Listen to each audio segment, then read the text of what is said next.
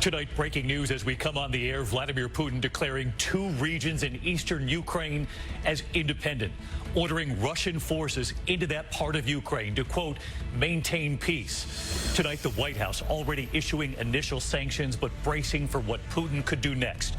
The Kremlin tonight saying Putin has ordered those Russian forces in, the order following Putin's address to the Russian people, saying it's Ukraine that's threatening Russia, calling Ukraine a puppet regime for the West. Tonight, the U.S. urging Ukraine's President Zelensky to leave Kyiv. President Biden speaking with the leader, and Zelensky to speak to the people of Ukraine. Ian Panel in Ukraine tonight, what they're preparing for this evening and tomorrow. James Longman in Moscow, Cecilia Vega at the White House, and Martha Raddatz in Ukraine with what she's learning from her sources at the Pentagon. Here at home tonight, tracking back-to-back storms across this country, the dangerous pileup. Drivers trapped in their vehicles, more than 24 states on alert for heavy snow, ice, and flooding. From the west to the Midwest, right into the Northeast, and the bitter cold coming too. Ginger Z standing by to time this out. Tonight, the pandemic and authorities are now considering another booster shot, a 4th possible shot after this Omicron wave to keep COVID at bay in the future. When could this be coming? Queen Elizabeth tonight now in isolation after testing positive for COVID. What we've now learned about the Queen, who turns 96 in April. In New York tonight, new developments in the murder of a college student in upstate New York. The music student shot several times, her body left on the side of the road. News tonight after Michigan's head coach punched another coach while their 2 teams were shaking hands after the game. And saving some of the most beautiful creatures on Earth. We take you to the front lines of climate change. Amy Robach tonight from the Galapagos Islands, what she has already witnessed firsthand. From ABC News World Headquarters in New York, this is World News Tonight with David Muir. Good evening, and it's great to start another week with all of you at home. And we begin tonight here with that major escalation from Russia over Ukraine. The U.S. bracing tonight for what could come next. Tonight, Russian President Vladimir Putin has told the Russian people he is now recognizing the independence of 2 separatist regions of Ukraine. And tonight, he has already ordered Russian troops to move into those 2 breakaway regions to, quote, maintain peace in that part of Ukraine. Tonight, President Biden responding with new but so far mild sanctions, still bracing for what Putin could do next. The U.S. warning Ukraine's President Volodymyr Zelensky to leave the capital of Kyiv for his own safety. President Biden speaking with him late today. Zelensky is expected to speak to the people of Ukraine any time now. Vladimir Putin, in a series of carefully planned out moments, holding a televised meeting with his national security team, during which he asked each of them, should he recognize those 2 separatist regions in eastern Ukraine as independent? They all answered yes. Then late today, speaking to the Russian people in a televised address, arguing Ukraine is not just a neighbor, but a country with, quote, blood and family ties to Russia, calling the Ukrainian government corrupt and a puppet of the West. Putin claiming Ukraine is the aggressor. In recent days, flooding Russian TV with images of women, children, and the elderly being evacuated from eastern Ukraine. Though the U.S. believes all of this has been orchestrated, that Ukraine has planned no military action. Tonight, more than 150,000 Russian troops still posted on 3 sides of Ukraine. President Biden, for a second day now, holding urgent meetings at the White House with his national security team. ABC's Cecilia Vega at the White House tonight. James Longman from Moscow. Martha Raddatz on the border of Ukraine and Poland. What she's learning from her sources tonight. But we do begin with ABC senior foreign correspondent Ian Panel in the capital of Kyiv, Ukraine. Tonight, a dangerous escalation in the Ukraine crisis. Russian President Vladimir Putin formally recognizing 2 pro-Russian rebel areas in the east of the country as independent, ordering his military to move across the border under the guise of peacekeeping. In an hour-long, sometimes angry speech, Putin questioning Ukraine's legitimacy, accusing its leaders of being a puppet of the Western world that's trying to undermine and weaken Russia. And after days of false flag operations that Western leaders say are manufactured, Putin telling the Russian people it's actually Ukraine attacking, with this warning to Ukraine's leader. от тех, кто захватил и удерживает власть в Киеве. We demand you immediately cease military action, says Putin. Otherwise, all bloodshed will be on your hands. Putin is using justifications like peacekeeping, which no one outside of Russia will believe, but the Russian people will believe because Mr. Putin controls what they see and hear. The move could open the way to Russia formally annexing the regions which it's de facto controlled in any case. President Biden, for a second day in a row, convening an urgent meeting of his national security team. Despite warning of catastrophic consequences, the White House choosing to impose relatively minor sanctions for now. The European Union also condemning Russia's move as a blatant violation of international law and promising more sanctions. Earlier in the day, in a bizarre orchestrated performance, Putin gathered his top national security advisors on live TV to ask if he should recognize the rebel regions as independent. Unsurprisingly, they all said yes. Russia's amassed more than 150,000 troops around Ukraine's borders. New satellite images showing some of the Kremlin's forces less than 6 miles from the Ukrainian border. The fear is whether tonight's announcement might just be the opening move in a larger-scale, devastating invasion of Ukraine. The White House calling Ukrainian President Zelensky tonight and urging him to leave the capital immediately for his own safety. A significant move in that respect. Ian Panel with us again tonight from Kyiv. And Ian, as you just reported, U.S. officials have now warned President Zelensky to leave the capital. I know authorities are not only concerned about eastern Ukraine. Russian troops in those two separatist regions are expected, but there's also concern about Kyiv as well.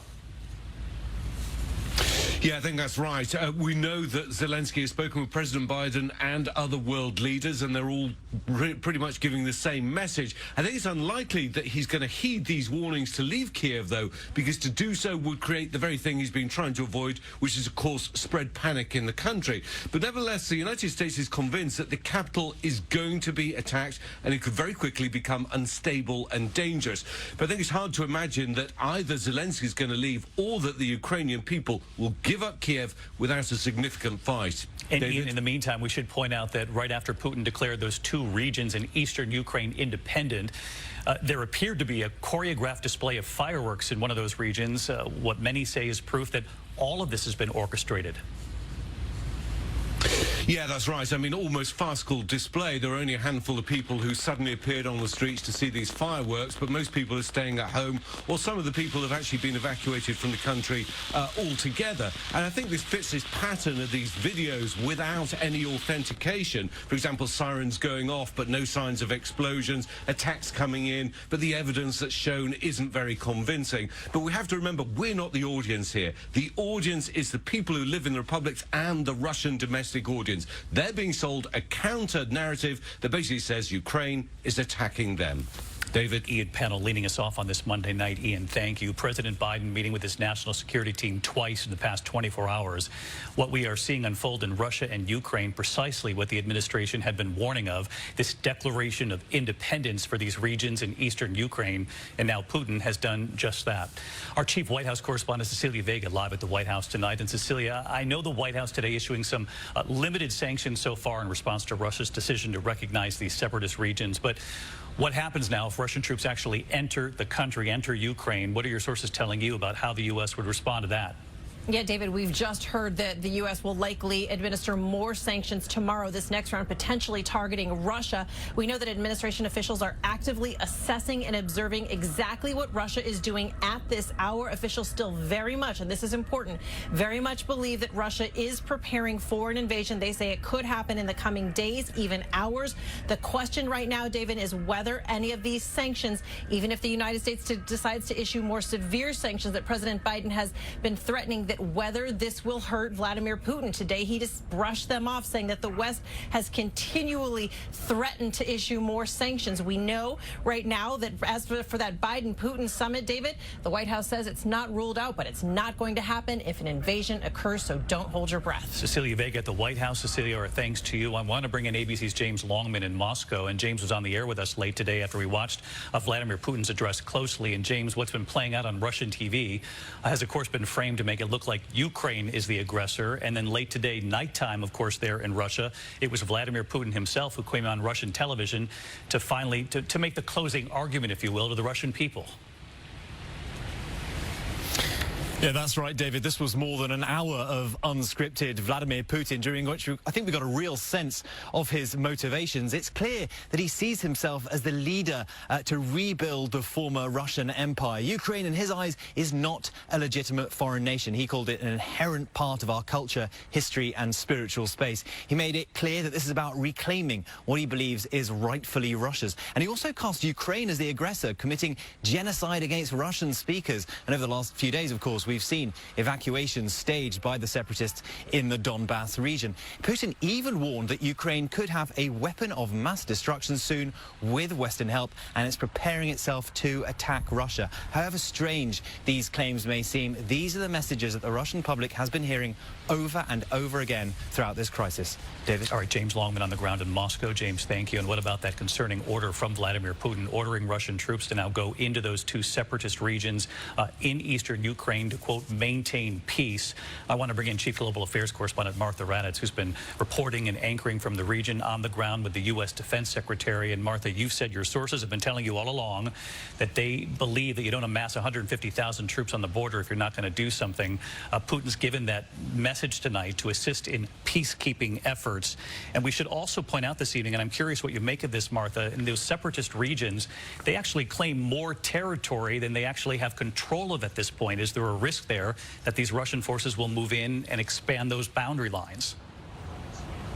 I think the risk is very real, David, at this hour. The Pentagon's watching this closely. The White House is watching this closely. Those Russian troops on three sides of Ukraine are all in attack positions.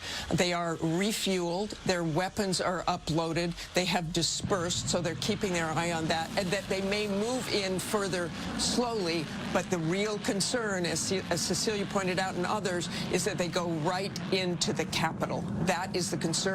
And they are certain it will happen, if not tonight, tomorrow. David? Martha Raddatz there in Ukraine for us again tonight. Martha Raddatz, James Longman, Cecilia Vega, and Ian Pannell, our coverage of Ukraine for tonight. In the meantime, to the other news this Monday evening, and back here at home, into those back-to-back winter storms sweeping across the country in the coming days. More than 80 million Americans from California to Maine bracing for hazardous conditions, a massive pileup already. This is I-94 near Fargo, North Dakota tonight. Crews rescuing people actually trapped inside vehicles in blizzard conditions. The wind chill nearing -30. Chief Meteorologist Ginger Z tracking all of this. It's going to hit much of the country all week long, Ginger. So many of us. David, thank you. Let's go ahead and start with the map, because Lisbon, North Dakota, Fargo still in those blizzard warnings, and there are winter storm warnings from Riverside and San Diego County, California, up to Rice Lake, Wisconsin. And that's just the cold side. The front side has severe storms, which are going to pop up tonight in parts of Oklahoma, Arkansas, even there in Poplar Bluff, Missouri. But then we take it into the flash flooding, especially Tuesday afternoon. Watch as that line moves through Little Rock, Memphis, Paducah, and then eventually gets to the East Coast. Now, most of the East is going to see rain with that one, but the next one, David, we'll talk more winter precipitation. Ginger Z will be with us all week long, and we'll be watching it first thing in the morning. Ginger, thank you. We also have news on COVID and the pandemic tonight. The FDA is now looking at the possibility of authorizing a 4th dose of vaccine, another booster, after one study showed that the 3rd shot, that booster offered 91% protection against hospitalization, very effective, but also that it falls to about 78% after 4 to 5 months. So how to keep the progress after this Omicron wave is over. Here's Trevor Ault tonight. Tonight, growing signs another COVID booster shot may be on the horizon later this year. 1, 2, 3. The FDA's vaccine chief, Dr. Peter Marks, telling the New York Times the best strategy may be to pair the next booster with the influenza vaccine next fall and get as many people as possible boosted then. But he and other health officials stress there's still not enough data to recommend a 4th dose. And a recent CDC study found the first Pfizer and Moderna boosters are highly effective, offering 91% protection from hospitalizations, though it falls to 78% after 4 to 5 months. 78% is pretty good. It likely will go down sometime. We don't know for sure. We're hoping it'll hold tight up there. But if it does go down, I think you can expect some modification of the recommendation. A fourth shot is already recommended for the immunocompromised, but the pace of booster shots has slowed dramatically overall. 50% of eligible Americans still haven't received one, more than 85 million people. And David, the FDA has not yet given a specific timeline for a decision on a fourth shot, but Dr. Fauci says they're carefully monitoring the potential need in real time, and they will update their recommendations as that new data comes in. David. All right, Trevor Ault here in New York tonight. Trevor, thank you. And this evening, Queen Elizabeth is now in isolation after testing positive for COVID. It comes after Prince Charles and Camilla got COVID. And tonight they say the 95-year-old Queen so far is experiencing mild symptoms. ABC's Lama Hassan from London. Tonight, the Queen isolating behind castle walls after Buckingham Palace revealed she's experiencing mild cold-like symptoms after testing positive for COVID-19. The palace is simply saying, look, she's okay. She's got mild symptoms. She's been, although they've not confirmed it, but she's been vaccinated 3 times. So there's no real cause for alarm. It comes amid growing concerns for the health of Her Majesty after Prince Charles and his wife Camilla both recently tested positive for the virus. The Queen, who turns 96 in April, was last seen on Wednesday using a cane, quipping she wasn't able to move. How are you? Well, as you can see, I can't move. For much of the pandemic, the Queen has been shielding in Windsor Castle, but in recent weeks taking on more engagements and celebrating the start of her Platinum Jubilee, 70 years on the throne. I think I might just put a knife in it. I think that's a really good idea. Tonight, the palace confirming the Queen is continuing with her duties as head of state.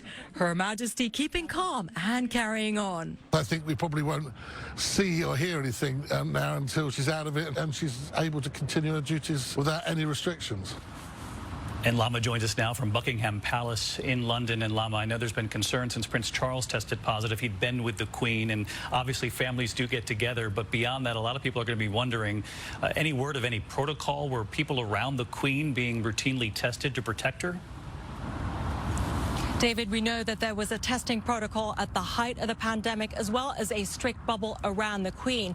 We also know that the royals have been testing regularly, which is, of course, how Prince Charles found out that he had COVID. David? Let's hope for a quick recovery for the Queen and the Prince and for Camilla and just about everyone who's experiencing this. Lama, thank you. When we come back here tonight, here in New York, new developments in the murder of a college student in New York, shot and killed near campus, what authorities are now saying about the music student.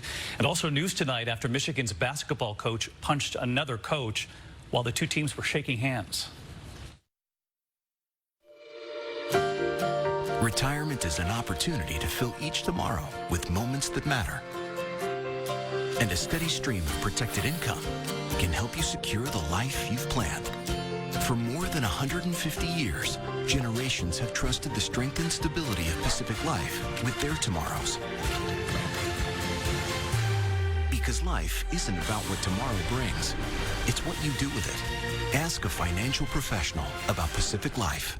People everywhere living with type 2 diabetes are waking up to what's possible with Rybelsus. The majority of people taking Rybelsus lowered their blood sugar and reached an A1C of less than 7. Rybelsus isn't for people with type 1 diabetes. Don't take Rybelsus if you or your family ever had medullary thyroid cancer, or have multiple endocrine neoplasia syndrome type 2, or if allergic to it. Stop Rybelsus and get medical help right away if you get a lump or swelling in your neck, severe stomach pain, or an allergic reaction. Serious side effects may include pancreatitis. Tell your provider about vision problems or changes. Taking Rybelsus with a sulfonylurea or insulin increases low blood sugar risk. Side effects like nausea, vomiting, and diarrhea may lead to dehydration, which may worsen kidney problems. Wake up to the possibility of lower A1C with Rybelsus. You may pay as little as $10 for up to a 3-month prescription. Ask your healthcare provider about Rybelsus today. Tonight, police in upstate New York are searching for the motive for the murder of a college student just off the campus of SUNY Potsdam. Students mourning the death of music education student and cellist Elizabeth Howell. Classes were canceled at the school today. Police say she was found shot several times on a road near campus. Michael Snow has been charged with her murder. Witnesses telling authorities he opened fire from a car. Authorities trying to determine if they knew each other. When we come back here tonight, the Michigan basketball coach and those images throwing a punch while the teams were shaking hands after the game.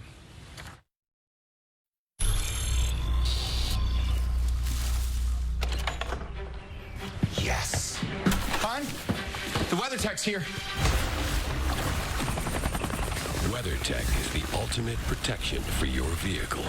Laser-measured floor liners, no-drill mud flaps, cargo liner, bump step, seat protector, and cup phone. What about my car? WeatherTech. Oh, there's my little nephew. He looks more like Dad every time I see him. Dad is old. Right. So your message said you wanted to talk about insurance? I said I want you to talk about insurance. Well, most people know that bundling home and auto saves you money. Keep saying your words. But did you know that new customers who bundle and save with Progressive can save an average of $800? Sleeping baby. I love you too. If you have type 2 diabetes or high blood pressure, you're a target for chronic kidney disease. You can already have it and not know it. If you have chronic kidney disease, your kidney health could depend on what you do today. Farxiga is a pill that works in the kidneys to help slow the progression of chronic kidney disease. Farxiga can cause serious side effects, including dehydration, urinary tract or genital yeast infections in women and men, and low blood sugar. Ketoacidosis is a serious side effect that may lead to death. A rare life-threatening bacterial infection in the skin of the perineum could occur. Stop taking Farxiga and call your doctor right away if you have symptoms of this bacterial infection, an allergic reaction, or ketoacidosis. And don't take it if you are on dialysis. Take aim at chronic kidney disease by talking to your doctor and asking about Farxiga. If you can't afford your medication, AstraZeneca may be able to help.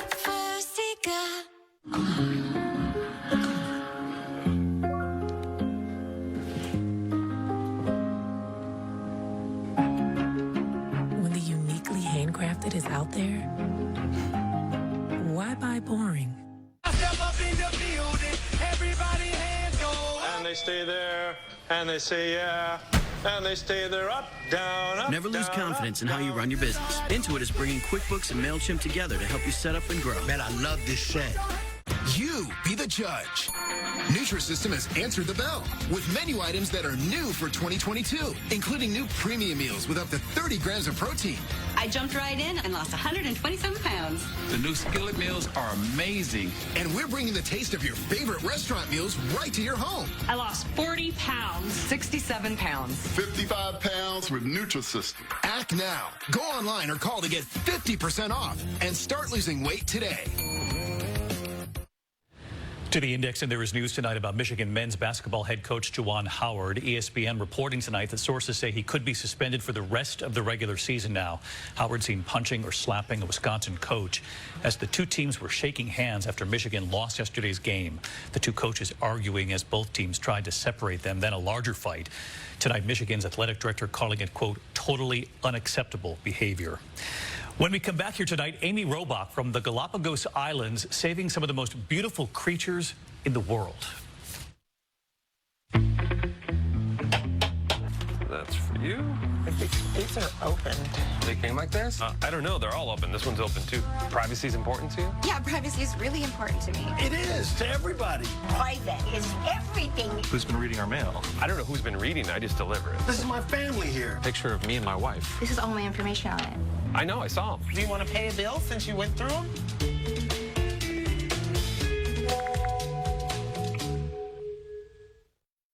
What can I do with less asthma? With Dupixent, I can do more yard work, teamwork, long walks. Game on! That's how you do more with Dupixent, which helps prevent asthma attacks.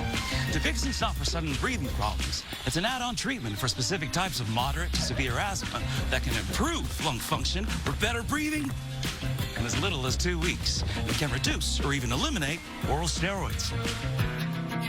And here's something important. Dupixent can cause serious allergic reactions, including anaphylaxis. Get help right away if you have rash, shortness of breath, chest pain, tingling, or numbness in your limbs. Tell your doctor if you have a parasitic infection, and don't change or stop your asthma treatments, including steroids, without talking to your doctor. Are you ready to do more with less asthma? Just ask your asthma specialist about Dupixent. You are an electric vehicle. Electricity powers your heart. Want to feel your heartbeat faster?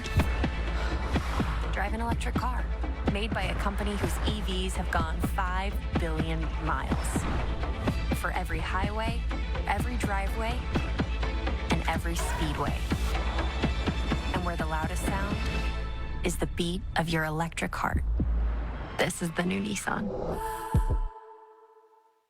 Got lingering odors? Grab Febreze Small Spaces. Press firmly to activate, and Small Spaces continuously eliminates and prevents odors to freshen up any small room for up to 45 days. Febreze.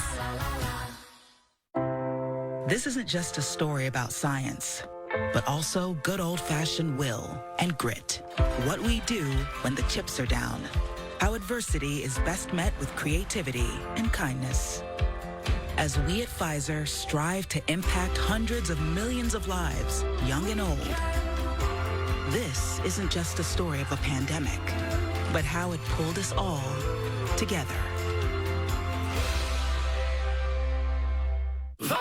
With my hectic life, you'd think retirement would be the last thing on my mind. Thankfully, Voya provides comprehensive solutions and shows me how to get the most out of my workplace benefits. Voya helps me feel like I got it all under control. Voya. Well planned, well invested, well protected.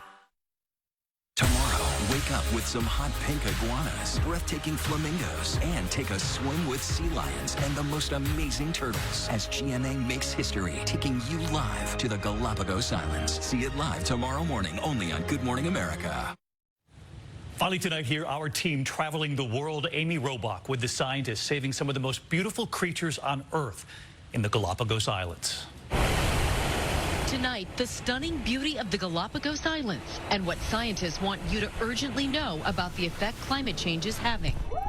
First, I come face to face with baby sea lions. Oh my God, this is so cool. One of the species most vulnerable to a warming ocean. Life here is dependent on cold water. And currents bring nutrient-rich cold water from Antarctica. But as water warms, that cold water doesn't make it to the surface. And without those nutrients, fish and algae die off, and animals that feed on them face starvation. Back on land, we hike to find marine iguanas. Their population, scientists say, are now becoming a barometer of climate change. They're perfect environmental indicators. They can tell you how healthy an environment is by looking at their numbers. They specialize in only feeding on green algae. But there's a problem. With the water becoming warmer, the green algae disappears. 96% of the Galapagos Islands are protected by Ecuador's Galapagos Marine Reserve and closely monitored to help conserve the natural habitat. How many species here are endangered? Most of the populations will have reduced numbers, and this is why it's so important to maintain the Galapagos as a national park, as a protected area. Because when animals are considered endangered, it's because they cannot reproduce well or their habitats are very reduced. And so let's bring in Amy Robach from the Galapagos Islands tonight. And Amy, I know you're witnessing firsthand so much of the natural beauty there, the most vulnerable species there. And I know there's really an urgent effort to protect it all. That's right, David. We have been in awe witnessing the unique wildlife and the pristine conditions here in the Galapagos Islands alongside naturalists who work tirelessly to make sure things stay that way. In fact, the government here in recent weeks expanding the Galapagos Marine Reserve by more than 23,000 square miles, David. A powerful move. Thank you, Amy. We'll be watching GMA first thing in the morning. Good night. Thank you for making World News Tonight with David Muir, America's most watched newscast. Love is finally in the air.